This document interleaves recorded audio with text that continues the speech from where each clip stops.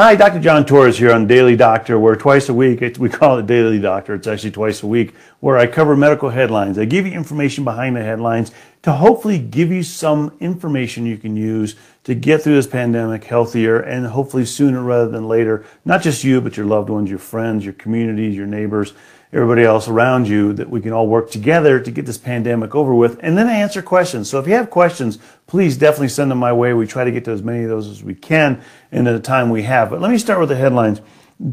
Today, the CDC is going to issue some guidelines, and in the guidelines, they're going to talk essentially about, we hope they're going to talk essentially about what they need to do to reopen schools. Because if you talk to medical experts, if you talk to pediatricians in particular, they say it's really important that kids do get back to school. And the reason it's important is for a variety of things. One is just the social development with children. The other is the educational development with children. And although children have been going to school virtually, it's not quite the same thing, and it doesn't work as well. If you talk to parents, they'll tell you the same thing, that in some cases it seems to be working okay, but in others it doesn't, especially that social development part.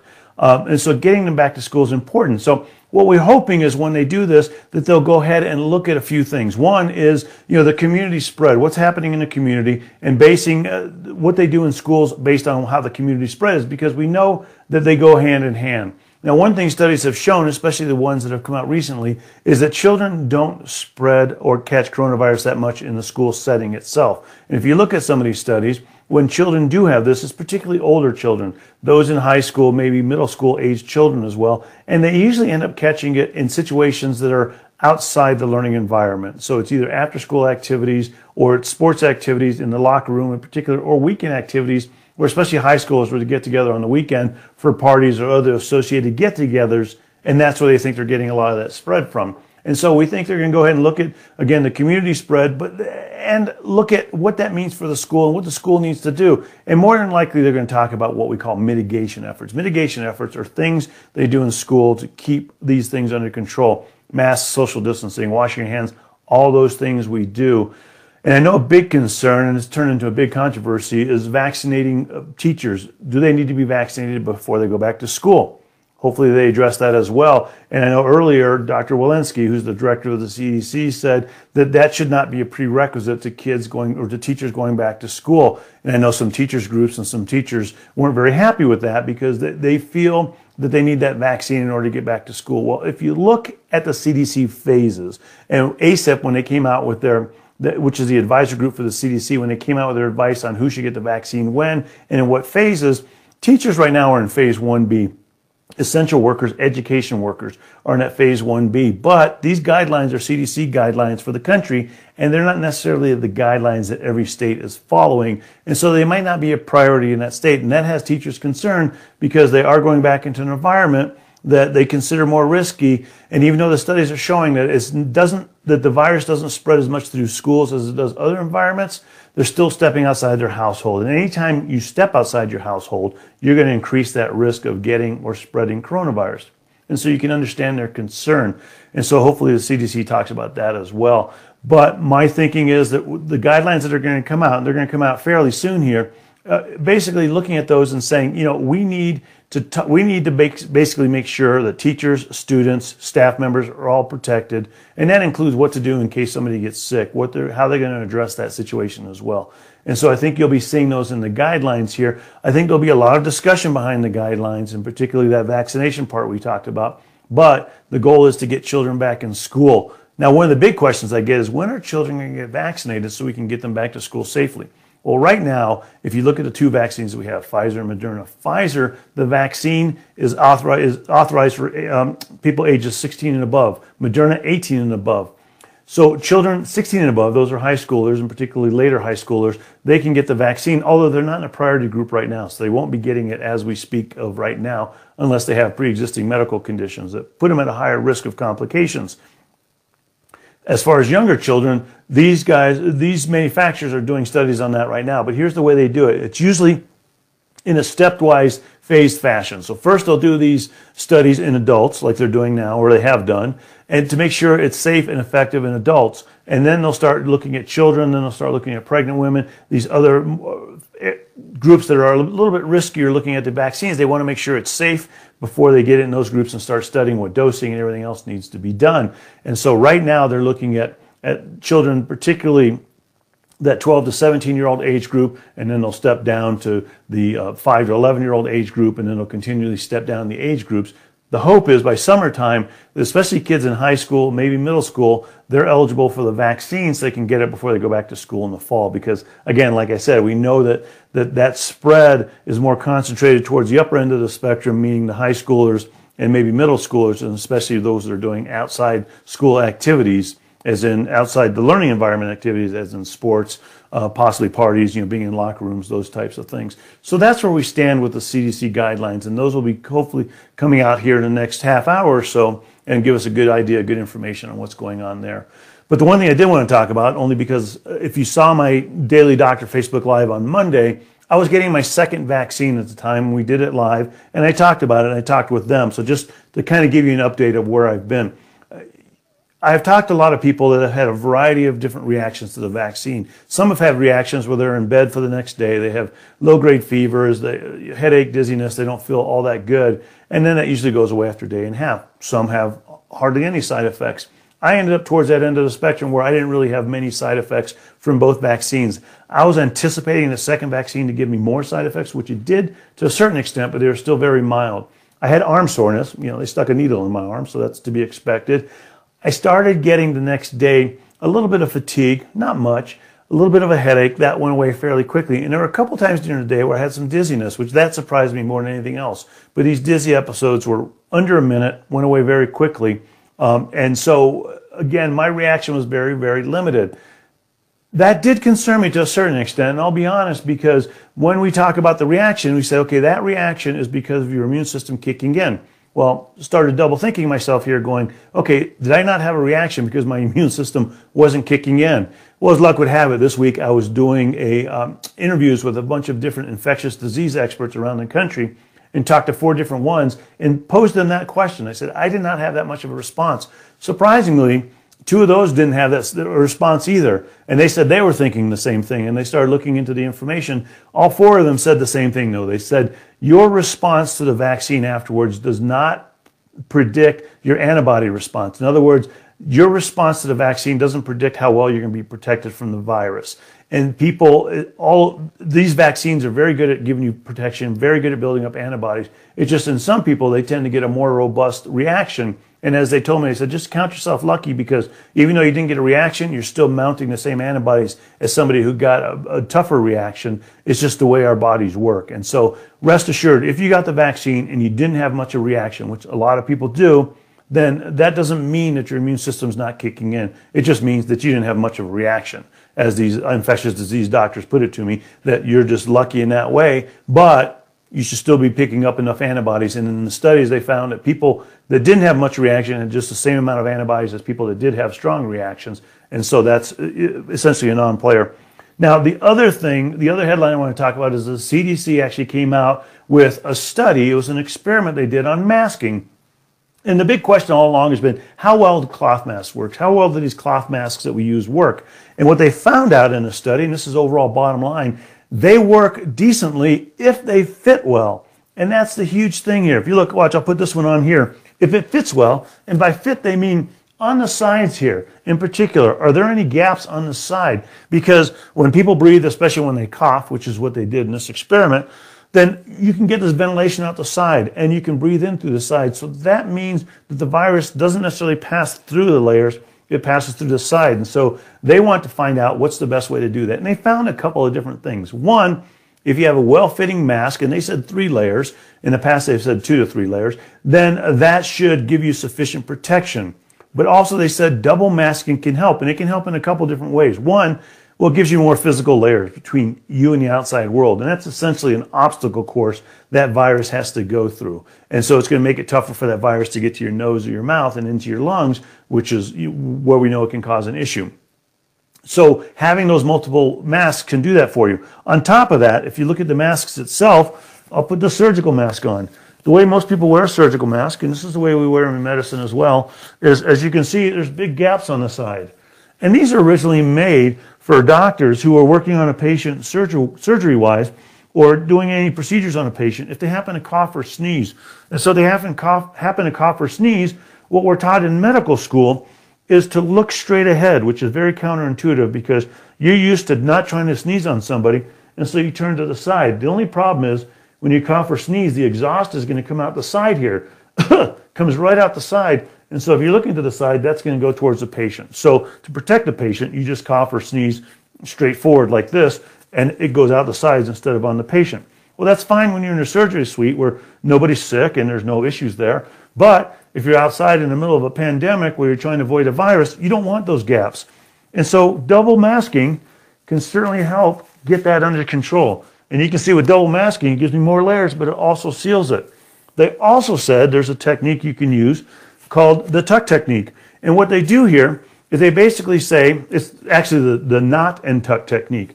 And so what they do is they basically get, I'll see if I can do this. I've tried this many times and I get it about half the time.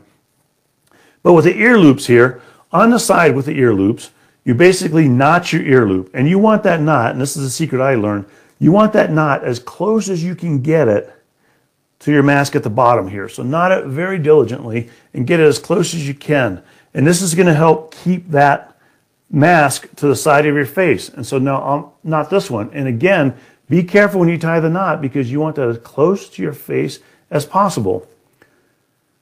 As close to the mask as possible. So now that I've knotted it, you can see it's basically just folded up here in the knot. And then what you do, and this is the part with the metal part, this is the part of the mask that has the metal piece in it, the nose part. You get the side here and you tuck it in. And so tuck in the side, inside, and kind of smash it down a little bit so it stays that way. Same one on this one. Tuck it on the inside there. You're just basically pushing your finger through and tucking that there. And again, they're calling it the knot and tuck technique. Now this tuck tends to try to come out every now and then. That's one of the things I learned. So make sure you get it in there really well. And then go ahead and put the mask against your face. Get that nose piece set. Get the ear loop set. And bring your chin down. And when you do that, you can see, you might need to tuck a little bit more in there. You can see it certainly does a good job at keeping it under control. And then if you put another mask on top of that, then there you go. You got your double mask technique. You got great coverage on the side. It fits very well. That's a good way to do it. So again, if you want to look at videos, there are videos online. Again, it's called the knot and tuck technique. And it's a great way to get that surgical mask fitting as tightly as possible. So again, what they found out is if it fits tight, it's great, especially 3 layers or more. And if not, if you double mask, that'll help it fit tighter and I'll give you more layers as well. So again, going over the headlines we just talked about, number 1, the CDC is about to come out with guidance for schools, how to reopen them safely. And the issue is not reopening schools, but just making sure we do it safely in the middle of a pandemic. Number 2, gave you an update on my vaccine. I had minimal side effects, but talking to infectious disease experts, that doesn't mean I have minimal antibody response. According to them, whether you have minimal or robust side effects, your antibody response is essentially the same. And then this technique that the CDC has come out with for making sure that you have a sufficient mask, especially with those variants that we know are out there that can prove to be more contagious. You want to be extra careful. Now, as far as double masking, single masking, it depends on your situation. And that's what most experts have told me. If you're in a situation where you're in a crowded environment, as in you go to a grocery store or something like that, especially if you're in an area where there's a high number of cases, then you might want to think about double masking. But for the most part, single masking, 2 to 3 layers that fit snugly should be sufficient. Now let me see if you have any questions. Do you think anything will happen with travel restrictions as far as the quarantine rule if you're fully vaccinated? So the question is, do I think anything will happen with travel restrictions? I'm trying to find my remote control here because my monitor in the back behind me just ended up going to sleep. Do I think there'll be any travel restrictions when it comes to being vaccinated or not vaccinated? And I do. It's just going to be a matter of what happens and how it happens.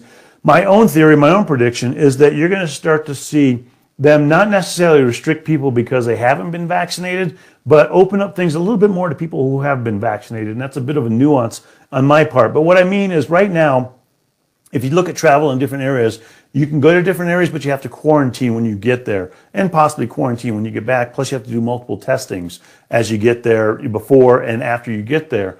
And then you're able to go about and do the things you need to do. My guess is that you're going to start seeing things open up where they're going to say, well, you either have to quarantine or have to have been vaccinated, but either way, you'll probably have to still get tested just to make sure. And that vaccine is going to basically be one way to get out of quarantine. As a matter of fact, the CDC just came out with information this week as well saying if you've been fully vaccinated, meaning 2 weeks after your second shot, and you have that protection level at least for the next 3 months as they get a better understanding of how long this protection lasts. So 3 months after you've been vaccinated, in that time period, if you're exposed to COVID-19, you don't need to quarantine as long as you don't have any symptoms, which is a pretty big step. And I think you're going to see other countries doing that as well. Countries are already starting to talk about how can we open up tourism because people aren't going to have time to come here for 2 weeks to quarantine just to enjoy their vacation after that. Vaccines might help with that. Some airlines have already said that we're only going to have people that are vaccinated. Qantas said only if we're only going to have flights of people who are vaccinated once we get enough vaccines around the world. And we've had other airlines as well. Singapore Airlines and Air Emirates have said all our crew is vaccinated, which I think is going to be a marketing thing on their part as well, saying, hey, our crew is safe. They've all been vaccinated. And so I think you're going to see more and more of that. And I think you're going to see that open up more areas of people getting vaccinated and not punishing those that haven't gotten vaccinated because that's a big ethical dilemma right now, but opening up tourism and business and other things for those who have gotten vaccinated to be able to get in there a little bit earlier and really do what they need to do. So we'll see as time goes on what happens there. Now, the question is what's going to happen come fall time, especially here in the U.S.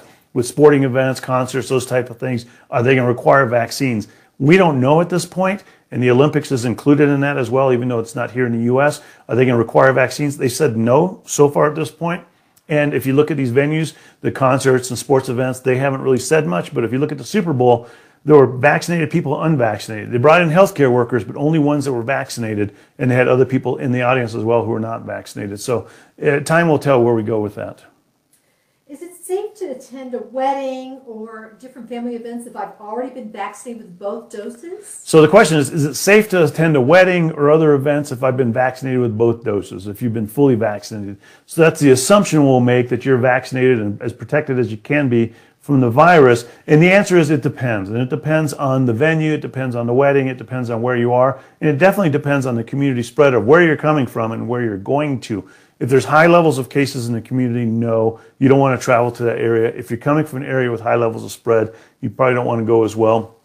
But when you go to the venue, even though you've been vaccinated, you still need to make sure that you do all the appropriate measures. Wear a mask, social distance, wash your hands. Should be smaller crowds at these venues, outdoors instead of indoors, or well-ventilated indoor areas, because the one thing we do know is these vaccines will prevent you from getting COVID or getting seriously ill or dying from COVID, but we don't really know about the transmission yet. And although a lot of experts are saying it looks like the transmission might be cut down by the vaccines, we don't have the robust studies out right now telling us that, but we're hoping they will. And so that means that it's still possible you could spread it to other people.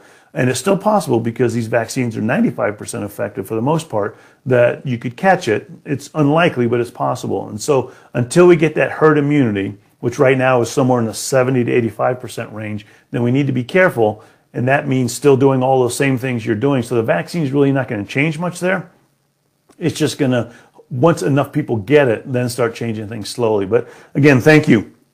These have been fantastic questions. And go over the headlines real quick. Number one, we talked about the CDC guidelines that are about to come out for school reopening and what they need to do. And essentially, it's looking at, my guess is it's going to be looking at community spread, looking at the things they need to do inside the classroom and inside the school to mitigate, to keep those cases under control. And then, but basically saying, yeah, schools do need to reopen at this point. And when it comes to teachers getting vaccinated, that's going to be an area of issue. And so hopefully they address that as well. My vaccine, I got my second shot a few days ago. I'm 5 days into it now. Minor side effects, but talking to infectious disease experts, they say that side effects don't dictate how well your immune response is. It's just I happen to get lucky and not have side effects, and some people have worse ones. And so either way, for the most part, they go away in about a day or day and a half. And then masks. We talk about this CDC technique where they said, double masking or having a well-fitting mask is the way to go. And they use this knot and tuck technique, which I showed you, which really helps. And if you want to get more information on that, you can go online and just Google CDC mask knot and tuck technique, and it'll show you right there. There's videos on how to do it. It does take a little bit of practice. It took me about, as you can see here, I have tons of little surgical masks here. I tried them on, but eventually you'll get it. So thank you very much. I hope you have a fantastic weekend. And as always, I hope you, your family, your loved ones, your friends, your community stay as happy and as healthy as you can. Thanks. Are you a fan of our videos? Be sure to subscribe to Worldwide Campus News and Entertainment. Then ring the bell to see all notifications about the new videos and the latest video.